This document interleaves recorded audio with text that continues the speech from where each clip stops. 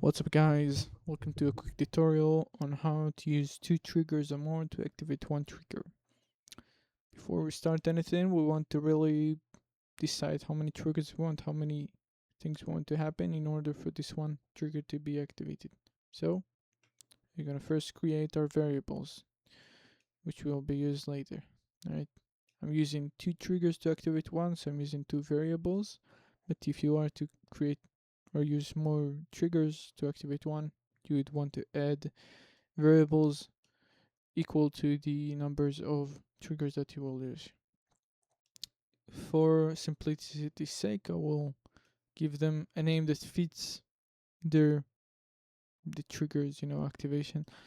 So here we have player here equal false, shopper alive equal false. You can also create it from the beginning as true and some as false.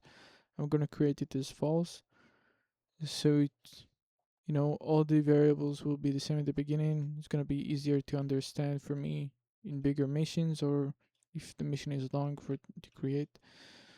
Alright, so first trigger, we'll check if the player is in the area of the trigger. Activation any player, activation type present. Once any player is present, it will activate, and upon activation it will set up the variable, the player here, variable as true. And next trigger is gonna check if this chopper, which I named it as chop1, it will check if this chopper is alive. If the chopper is not alive, it will activate, and upon activation, chopper alive will be true. As you can see, it doesn't really make sense, but it is for simplicity's sake. If you really want to change it, if you think you will be able to follow it through in bigger missions, then you can, change it up and switch it up between the variable at the beginning. It will be true since the chopper is alive at the beginning, and once it blows up, it will be false. Right, once we have these 2 triggers set up, we'll go to the third trigger. We will check if both of them are true. If one of them, we want to check if it is false. Say if we want to check that the player walks in the zone that we placed there, but the chopper is still alive, we'll add this. Alright, this checks that the variable is false. Now we check if it's true. Now we check if it's false. So this is the condition for the activation. Once it activates, it's just gonna say hello here in the upper right corner. Okay, let's start real quick the scenario.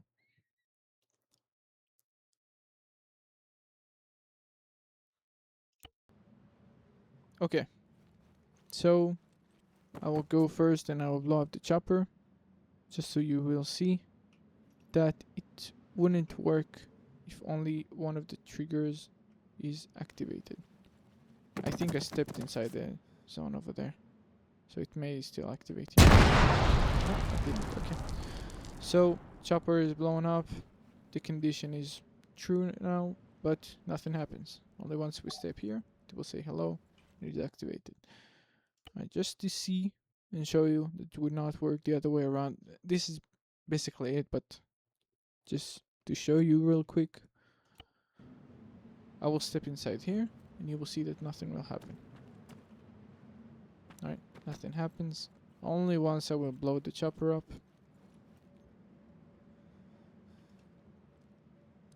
will the trigger be activated.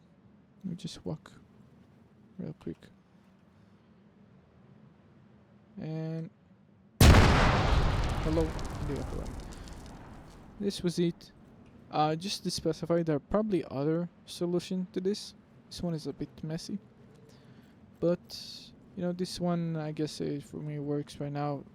You can check for others, and if I will find other solution, I'll probably upload them as well. But yeah, if you want to add another condition, another trigger, just continue with the cycle. You guys have a nice mission creating and modding, and see you all later.